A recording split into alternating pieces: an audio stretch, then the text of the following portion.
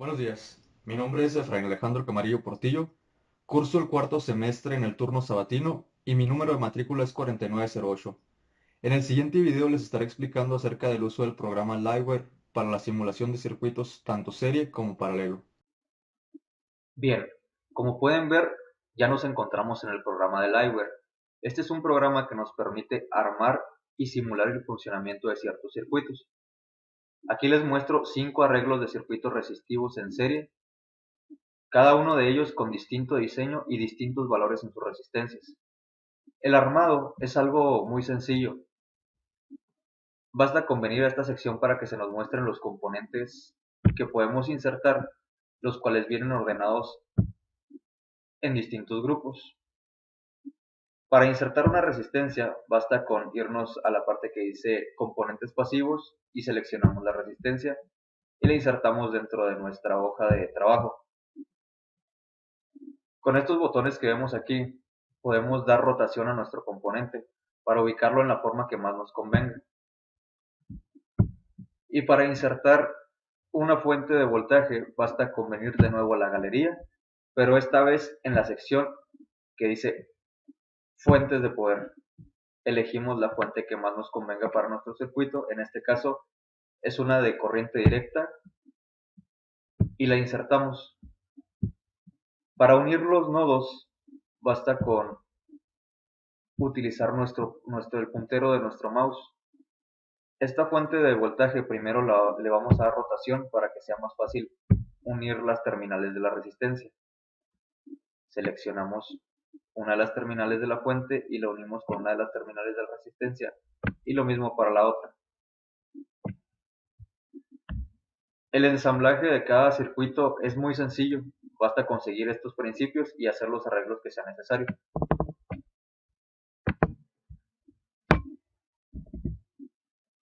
Una vez ensamblado nuestro circuito, una de las posibilidades que nos da la plataforma de Liveware es poder simularlo, es decir, hacer que el circuito funcione como si le estuviéramos pasando voltaje y este nos permitirá ver cuáles serán las medidas que salen en uno de los componentes de su voltaje, su corriente y así respectivamente.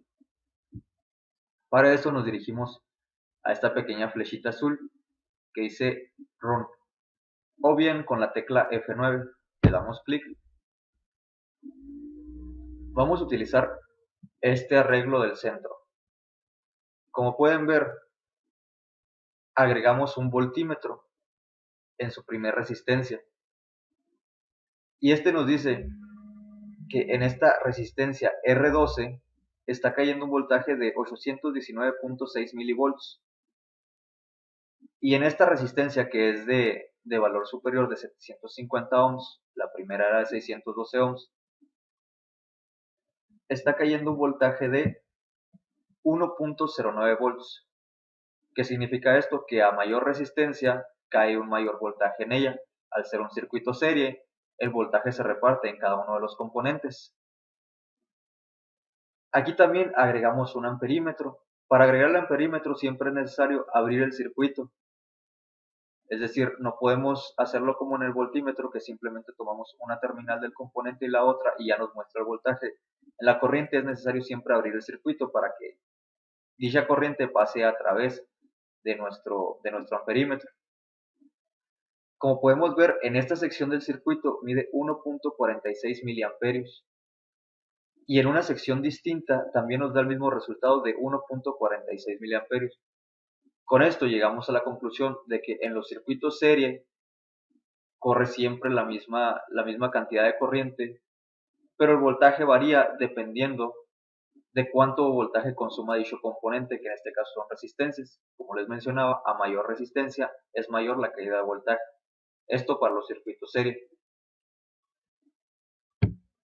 Pasamos a la siguiente página y aquí ya tenemos 5 arreglos distintos de circuitos resistivos, pero esta vez en paralelo.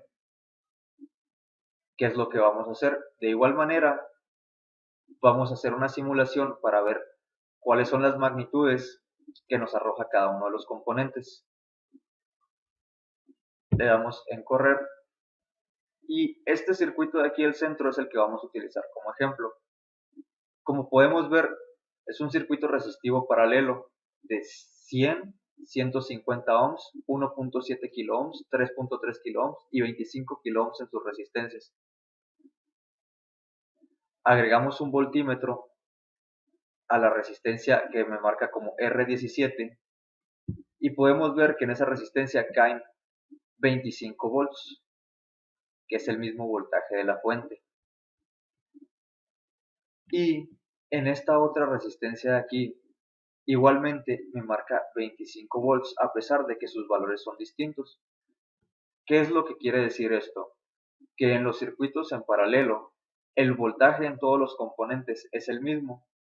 Y como hemos de deducir, entonces lo que varía en los circuitos paralelos es la corriente que circula por ellos. Por ejemplo, aquí agregamos un amperímetro en esta sección del circuito y nos dice que en esta parte hay 439.94 miliamperios, mientras que en una sección distinta del circuito obtenemos 189.94 miliamperios. Podemos detener la simulación y, como les decía, la conclusión de esto es que en los circuitos paralelos corre por todos los componentes el mismo voltaje, pero varía la cantidad de corriente. Para calcular la resistencia total de cada uno de esos circuitos, utilizamos una fórmula muy básica, primeramente en el circuito serie.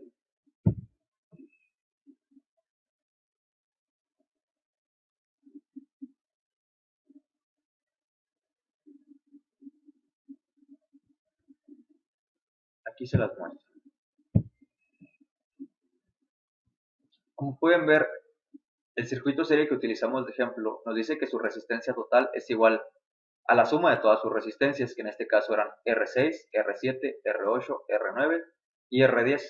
Sustituimos los valores por su magnitud de resistencia, que vendrían siendo 612 ohms, 660 ohms, 680 ohms, 730 ohms y 750 ohms. Se suman directamente por ser un circuito serie y nos da un resultado de 3430 ohms o 3.43 kilo ohms.